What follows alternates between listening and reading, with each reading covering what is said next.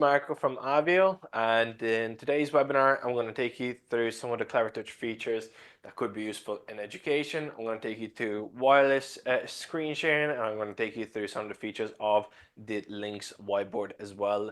If you do have any questions, please let me know and pop it down in the chat.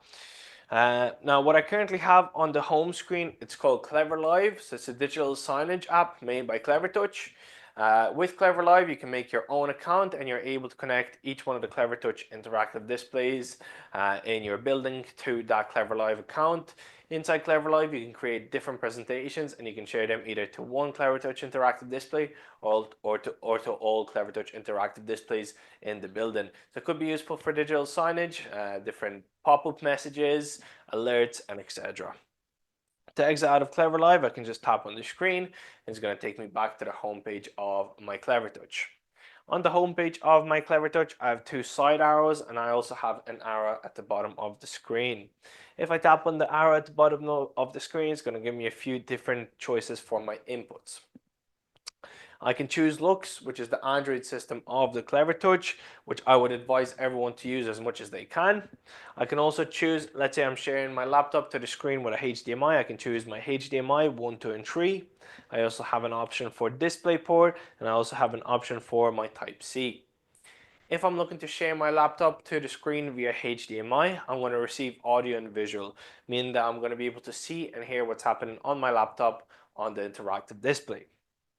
If I want to receive two-way touch, essentially be able to control my laptop from the interactive display itself, I'm going to use this cable that I received with my Clevertouch display.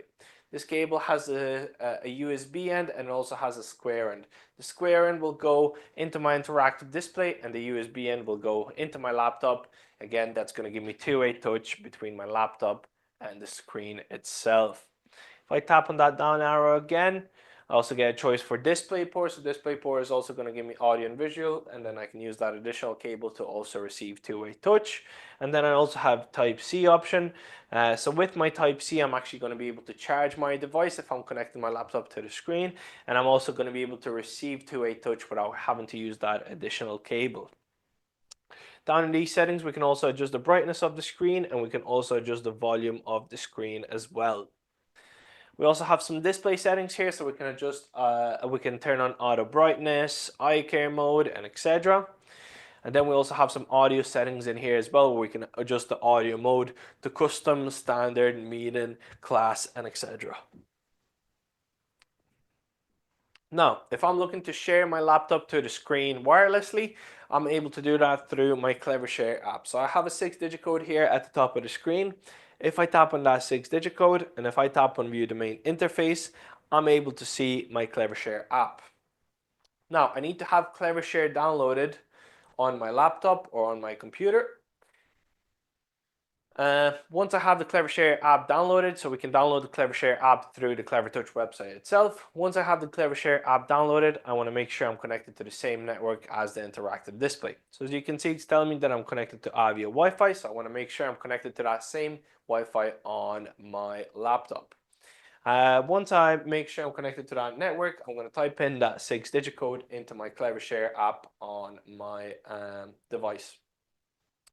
When I load into my Clevershare app, I get two options. I get an option to screen share, essentially meaning that I'm sharing my laptop to the screen, or I get an option to desktop sync. Desktop sync would essentially mean that we can see what's happening on the interactive display on our own device. I'm going to take you through the first option now. So we have screen share here. It's going to ask me for permission, so I have to make sure I accept that permission. And then I'm able to see what's happening on my laptop on the interactive display. Now I also have two-way touch with this, meaning that I'm able to navigate around my laptop from the interactive display itself. As you can see, I just tapped on Chrome. Should take a second for my Chrome browser to open up. At the bottom left side, I have a little arrow. In here, I have a few different options, okay? So in here, I have an option that has a window with an arrow. That's going to allow me to bring my Clevershare screen into a smaller window, and I'm able to move that window around. If I tap on that arrow again, I'm able to put that back into full screen. Next to that, I have a keyboard icon. So with that, we're able to bring up a keyboard that we can use to type on our device. Let's say we're trying to look up different things on our browser, we can use that keyboard for that.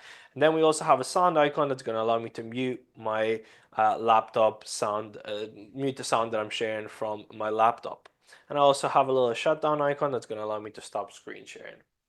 So with Clevershare, we can have up to 9 devices showing on the screen at the same time. So we can have up to 9 students showing their devices to our Clevertouch at the same time.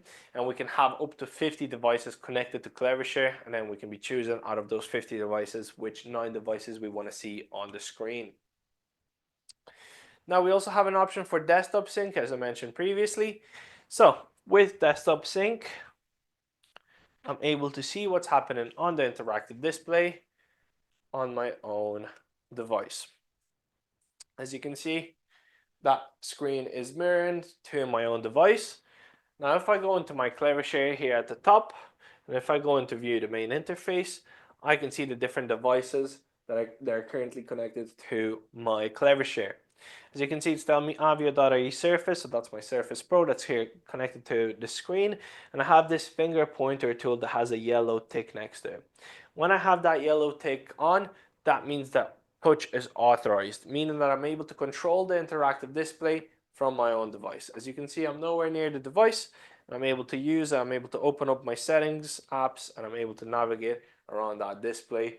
Now, inside my Clevertouch home menu, we have 2 side arrows, one on the left and one on the right side of the screen. These are going to give us a choice of the same apps, just depending on which side of the screen we prefer to stand at. We have a whiteboard or our note here at the top, so that's going to take us to the default whiteboard that we have set on that Clevertouch. Now my advice is for education, my advice would be to use the Links whiteboard.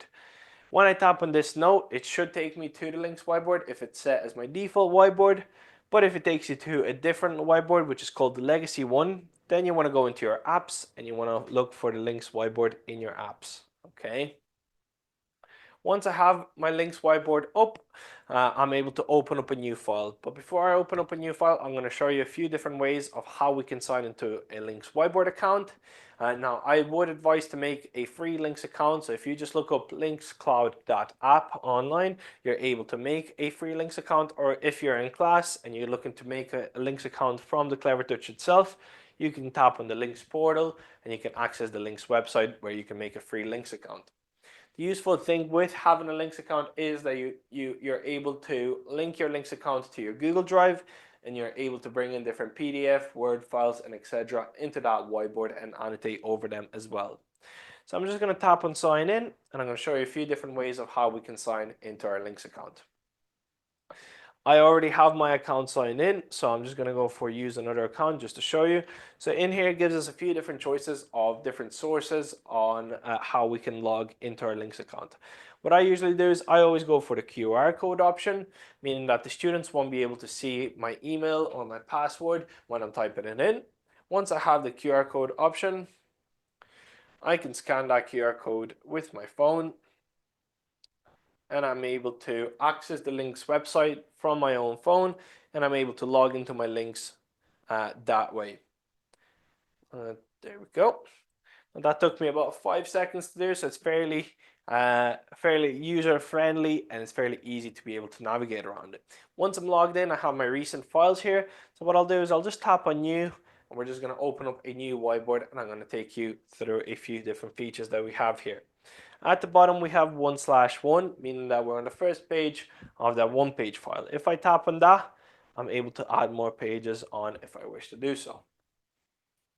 Next to that, we have a finger pointer tool. So when that tool is selected, we're able to resize and move different objects or different pictures around the screen. Next to that, you have a pen tool. Inside that pen tool, you have a choice of different pens. Okay, so to navigate to that choice again, we're going to tap on that pen, tap on one of the pens, and then again tap on the pencil icon there at the top, and we're going to get that pencil case out on the board. Now I can use these horizontal lines to change the sizing of my pen, and I can use the coloring to change the color of those pens as well. And I can start annotating on the screen afterwards. We also have a highlighter pen, for example, so we can choose the highlighter and we can choose the color of it to highlight different things on the screen. I also have a choice for a laser pen, so a laser pen will disappear after a few seconds on the screen.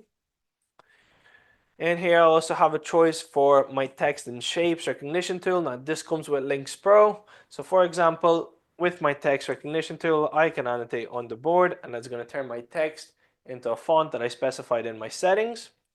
I also have my shapes tool, so this is going to recognize my shape and turn my lines into perfect lines. And we also have a maths tool. A maths tool will allow me to write an equation on the screen. Afterwards, I can use my finger pointer tool to select that answer and reveal it to the class. Inside my pens, under my maths tool, I also have a rainbow pen, so this could be very popular in primary school. Anytime I lift my finger off the screen, the color of that pen changes. I also have an animated rainbow here, so the color of my pen is constantly going to change with my animated rainbow. And then we also have a curve tool. So when I have a curve tool selected, I'm able to draw a line on the screen. I'm able to use my finger pointer tool to select that line. Once I have the line selected, I have that green circle that I'm able to drop down. And then I can use this triangle tool to add more points onto that line, and I can move those points around afterwards. So that's my different pens that I have inside my pencil case. Now if I go back, I also have a T letter. The T letter is going to allow me to annotate or type on the screen with my keyboard. So for example, depending on where I want to type, that's where I'm going to tap on the screen. My keyboard is going to pop up and I'm able to use it to type on the screen. Now I can resize my writing and I can move it around as well. Next to that, I have a paint pot. So inside my paint pot, I'm able to change the color of my background. And I'm able to change the color of different letters and etc. shapes on the screen. Next to that, I have a plus icon. Inside my plus icon, I have an option that's called Browse Files. So this is where connecting your Google Drive or your OneDrive to your Links account becomes useful, okay? So for example, I'm going to go into my Google Drive. I'm going to select a certain PDF file and I'm able to bring that PDF, PowerPoint, Word, any sort of a file, I'm able to bring it into my whiteboard. Now that's going to take a few seconds for me to load up. While that's loading up, I'm going to resize it. Once I have it loaded in, I have 1/2 under that PDF file, meaning that I'm on the first page of that 2-page file. I'm able to navigate around different pages of that PDF file, and then I'm able to use my pens to annotate over that file. So for example, we can highlight different things on that file and etc. If I go back into the plus icon, we can also browse gallery. So these are different documents that are saved on our account. Under that, we have page link. So page link will allow me to bring in a snip of one of the previous pages into my current page, okay? So for example, let's say on the first page we worked on tigers in the jungle and we want to reference over from that page. We're able to use that page link tool to select a certain page and bring it to our current page, okay? We're able to resize that and move it. Then I also have a table. So a table can be a 5x4 table and etc. Under that we have different shapes. So inside shapes, I'm able to draw a certain shape like a circle, square, and etc. Okay. Now once I draw this shape, I'm also able to split it. To be able to split my shape, I'm going to go into my paint pot. I'm going to go into my crop tool, and then there's an option that's called shape split. When I have that option selected, I'm going to place my finger or my pen on that circle, and I'm going to move my finger or my pen around. Once I'm happy with the amount of sides that shape is split into, we can let our finger off the screen, and then we can take out those different shapes out of that circle. Now I can select a certain shape. I can use that 90-degree angle to see the radius, angle, area, percentage of that part of the shape as well if we wish to do so. Back into that plus icon under my shapes, I also have different content. So inside my content, I'm able to see different photos, GIFs, videos, and etc. from different online sources. So for example, we can bring in a picture from our Google source. So if I look up tigers in the jungle, we can find a picture that we like and we can drag and drop it onto the screen. We can move that picture around and we can resize it as well. I'm able to use my pen tool here to annotate over that picture and to highlight different things on that picture as well. If I tap on that Google icon again, I'm able to get that drop down menu for my different online sources. In here, I can choose Unsplash. Unsplash will give me higher resolution images, and we can look up panoramic here in our Unsplash. So we can find different panoramic pictures, for example, different landscapes and etc. that we can drag and drop onto the screen. And once that's loaded in, I'm able to use this picture icon, and there's a 360 mode inside this picture. If I tap on that 360 mode, we're actually able to see a full 360-degree angle mode of a certain picture. This could be useful if we're working on geography, for example, and we're looking at different landscapes. We can use the Unsplash image, and we're able to look up different images of different landscapes and bring them into the screen and go into 360 mode of those images. Now I'm just going to open up a new page here. Now if I go back into the plus icon and into my content, again, if I tap on that Unsplash tool, here it gives us that drop down menu of different sources. Now keep in mind, these are all safe search. They're all safe search in class, and all the YouTube videos, as you can see, there's an option for YouTube. All the YouTube videos are cleansed of ads before they're shown on the screen. For example,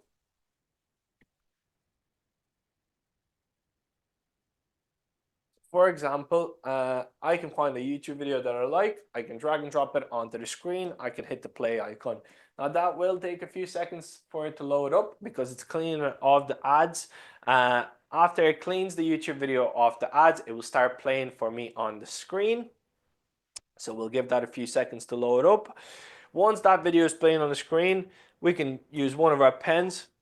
There we go. We can use the sound icon to adjust the volume of that video, and we can use our pens to annotate on the screen and take different notes from that YouTube video.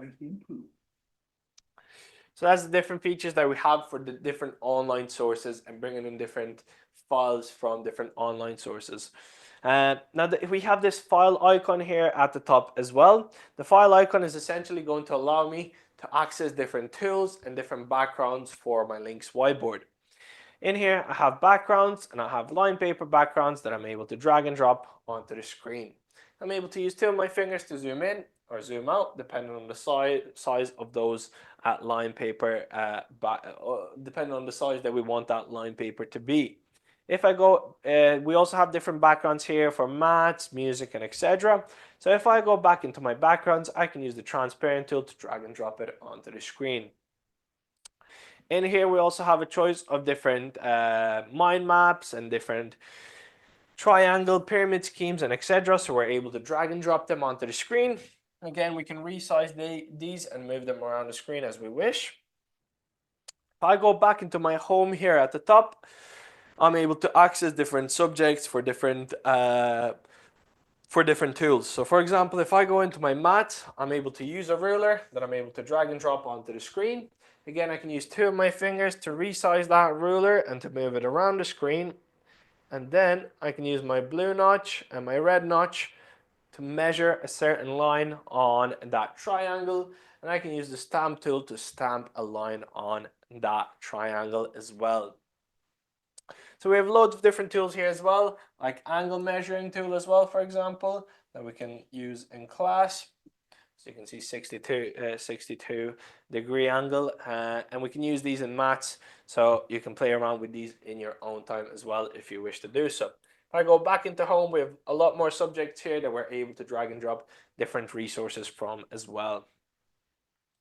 So that's different ways of how to use your links whiteboard and how to navigate around it. Once you're done using the links whiteboard and you're looking to save that file, you're going to go into this three-line menu at the bottom left side of the screen. Inside here, you have a few different options, okay? If you're looking to share the links whiteboard file with your colleagues or your students via QR code, you're able to use this tool that's called Share and Print. If I tap on Share and Print, it will bring all the files into a QR code. We can choose if we want to bring in just 1 page, 2 pages, and etc. Once it brings in our pages into that QR code, you're able to scan it and you're actually able to download what we've done on our whiteboard onto your own device and use it in future. Now, if you're looking to save it onto your cloud or your local storage, you're going to be going for the save as option that's under that share and print option.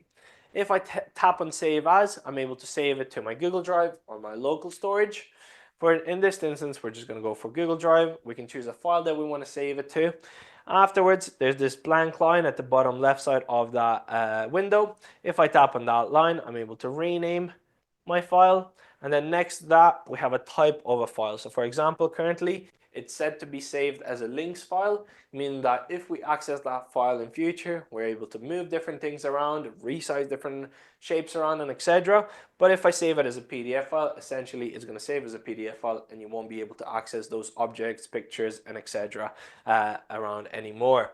Once I'm done with that, I can save it onto that cloud storage.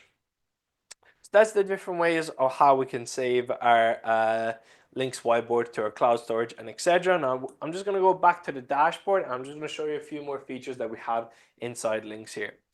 In my links apps, we have links activities. If I tap on that, it's going to take me to a website. Or you can download links activities from your Clevertouch store, which I'll show you in a few minutes.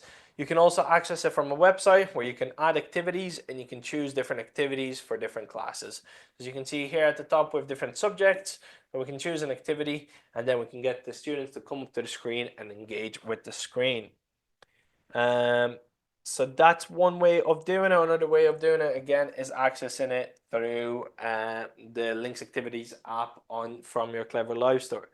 Another links app option that we have is the links screen recorder. Fairly straightforward. It will be able to screen record different lessons that you can use in future and etc. So that's the links whiteboard. If you're looking to sign out of the links whiteboard, so let's say you're moving classrooms around and you're looking to sign out of the links whiteboard, all you have to do is tap on your account and then there's an option that says sign out. If you forget to sign out of the links whiteboard on that Clevertouch that you were using and you're on the way to another classroom, for example, you're able to sign into the links whiteboard on the browser on your phone, and there's an option that says sign out everywhere, meaning that it will sign you out of every account or every device that you currently are signed into with the links whiteboard. I'm going to use my pen tool and I'm just going to go back to the home page. Again, inside my home page, we do have these side arrows. So inside here, we have a finder. A finder will show us our local storage of the interactive display, and it will also give us access to the cloud storage that we can connect to the interactive display itself, so to the Android of that interactive display itself. So I have my cloud drive connected to the interactive display, meaning that I'm able to navigate around different files that I currently have on this cloud drive. I'm just going to open up a PowerPoint file just to show you the way it works. We can hit play and we're able to navigate around that PowerPoint file. So I can swipe through different pages, or I can tap on the side or use my Clevertouch remote to navigate around different pages as well. I have this navigating pencil tool on the side. This is going to allow me to navigate around the display and use quick tools a lot easier. So I'm going to take you through all the features that we have on that pencil tool. At the top, I have a freeze icon, fairly straightforward. You're able to freeze your screen. You're also able to freeze or unfreeze your display with the blue button on your Clevertouch remote. Under that, you have a bin with the letter L. That's going to allow you to leave any meetings that you're currently attending on that screen, or delete any locally stored files if you have that set in your settings. Under that, you have a spanner tool. The spanner tool will give you a few different options. You have a spotlight inside that spanner tool. So we can use our settings tool to change the clarity of the screen and the size of that spotlight. This could be useful if you're looking to get students to focus on just one part of the screen, for example. Next to that, we have a stopwatch and a timer. So fairly straightforward again, we can set the timer for different activities that we might have in class. We can start that timer. We can move it around the screen. We can full screen size it. And if I use that pencil tool, if I tap on it, it will bring my timer up to the top of the screen, and then we're able to exit out of it if we wish to do so. Under that spanner tool, we have a snipping tool. we're able to snip different parts of the screen or a full screen. We're able to save that snip onto our locally stored files or our cloud files, or we can insert that snip into our whiteboard as well if we wish to do so.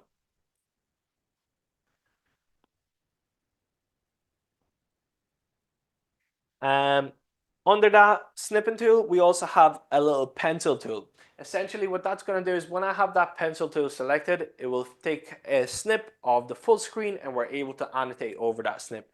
So as you can see, I'm going to select it. That's currently taking a snip. We can tap on 4 different colors of different pens. We can also tap on 4 different colors of our highlighters and we're able to highlight different things on the screen. Now I'm able to delete anything off that snip by holding my fist with my thumb up towards me, and that's going to recognize the side of my fist. Or I'm able to use that little brush icon that's going to get rid of all my annotations. This could be useful if you have a PDF file open and you just quickly want to annotate over it just to point something out. Or it could be useful if you want to annotate over things and you want to save it onto your storage as well. As you can see, there's a save option, there's a cloud option as well, so you're able to save it onto your cloud storage, onto your local storage as well if you wish to do so. There's also a QR code option here as well. So inside that QR code option, let's say there's different colleagues in the room that might want to save that snip onto their device. They're able to scan that QR code and they're able to save it onto their device. Under that pencil tool, we have a magnifying glass with a plus sign that's going to freeze my screen again, and I'm able to use that zoom tool to zoom into different parts of the screen. Now, next to that, we also have a 2 windows together. So essentially, that's my active apps that I currently have open on the screen. There's also an option at the bottom that says split, meaning that we're able to split screen. We can have 2 apps open on the screen at the same time. I can use this middle icon to resize my active window so I can have one app bigger than the other app, and I can just slide it all the way down to just have one app fully open. Above that active windows tool, we have a whiteboard icon that's going to take us to the default whiteboard of the display. So in my instance, it's taking me to the links whiteboard. And then above that, we have a HDMI icon that's going to bring up my menu with different inputs that I took you through previously, and different volume options and brightness options.